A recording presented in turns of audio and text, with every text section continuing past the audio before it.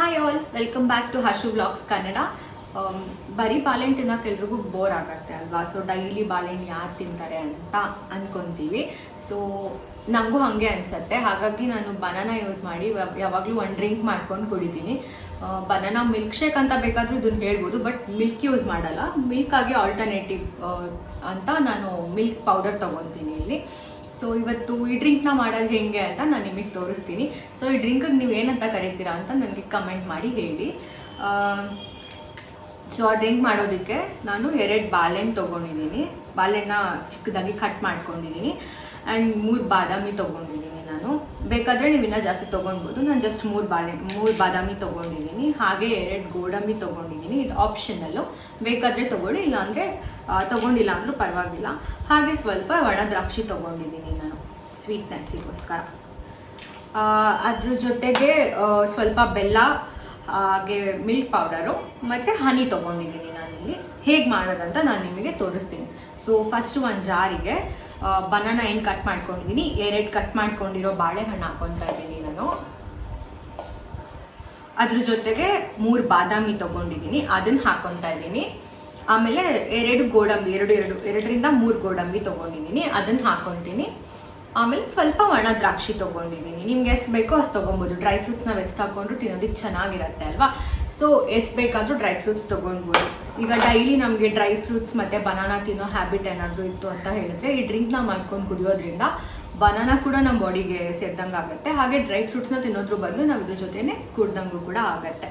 ಇದ್ರ ಜೊತೆಗೆ ನಾನು 2 ಪ್ಯಾಕೆಟು ಜಾಗರಿ ಪೌಡರ್ ಅಂದರೆ ಬೆಲ್ಲದ ಪುಡಿ ಹಾಕ್ತಾ ಇದ್ದೀನಿ. ಇಲ್ಲಿ ನಾನು ಆರ್ಗ್ಯಾನಿಕ್ ಬೆಲ್ಲ ತೊಗೊಂಡಿದ್ದೀನಿ. ನಿಮಗೆ ಯಾವ ಬೆಲ್ಲ ಬೇಕೋ, ಆ ಉಂಡೆ ಬೆಲ್ಲ, ಹಚ್ಚ ಬೆಲ್ಲ, ಯಾವ ಬೆಲ್ಲ ಬೇಕಾದರೂ ನೀವು ತೊಗೋಬೋದು. ನಾನು ಆರ್ಗ್ಯಾನಿಕ್ ಬೆಲ್ಲ ಪೌಡರ್ ತೊಗೊಂಡಿದ್ದೀನಿ ಇಲ್ಲಿ. ಅದ್ರ ಜೊತೆಗೆ ಮಿಲ್ಕ್ ಪೌಡರ್ ತೊಗೊತಾ ಇದ್ದೀನಿ ನಾನು. So Nandini milk powder use ಮಾಡ್ತಾ ಇದ್ದೀನಿ ನಾನಿಲ್ಲಿ.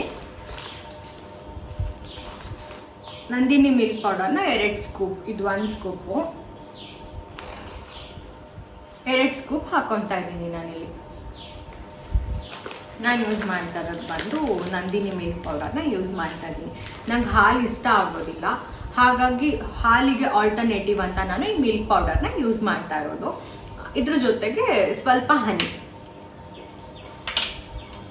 2ರಿಂದ 3 ಸ್ಪೂನ್ ಹನಿ ಹಾಕ್ಕೊತೀನಿ. 2 ಬಾಳೆಹಣ್ಣು ತೊಗೊಂಡ್ರೆ 4 ಸ್ಪೂನ್ ಹನಿ ಹಾಕ್ಕೊಂಡ್ರೆ ಚೆನ್ನಾಗಿರುತ್ತೆ. ಸೊ ಹನಿ ಫ್ಲೇವರ್ ಕೂಡ ಬಾಳೆಹಣ್ಣು ಜೊತೆ ಚೆನ್ನಾಗಿ ಬ್ಲೆಂಡ್ ಆಗುತ್ತೆ. ನಾವು ಇದನ್ನು ರುಬ್ಬಬೇಕಾದ್ರೇ, ಗ್ರೈಂಡ್ ಮಾಡಬೇಕಾದ್ರೇ ಹಾಕ್ಕೊಂಡ್ರೆ, ಇದನ್ನು ಗ್ರೈಂಡ್ ಮಾಡಿ ಆಮೇಲೆ ಕೂಡ ಅದನ್ನು ಮಿಕ್ಸ್ ಮಾಡ್ಕೊಂಡು ಕುಡಿಬೋದು. ಬಟ್ ಗ್ರೈಂಡ್ ಮಾಡಬೇಕಾದ್ರೇ ಹಾಕಿದ್ರೆ ಚೆನ್ನಾಗಿ ಬ್ಲೆಂಡ್ ಆಗುತ್ತೆ ಇದು. ಇಲ್ಲಿ ನಾನು 4 ಸ್ಪೂನ್ ಹನಿ ಹಾಕ್ಕೊತಾ ಇದ್ದೀನಿ.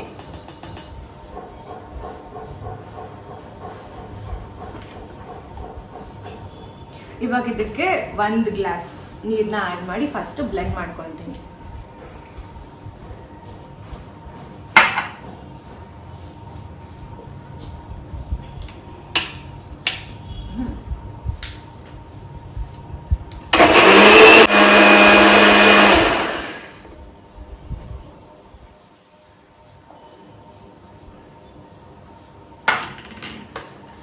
ಸೊ ಇದು ಕಂಪ್ಲೀಟಾಗಿ ಬ್ಲೆಂಡ್ ಆಗಿದೆ.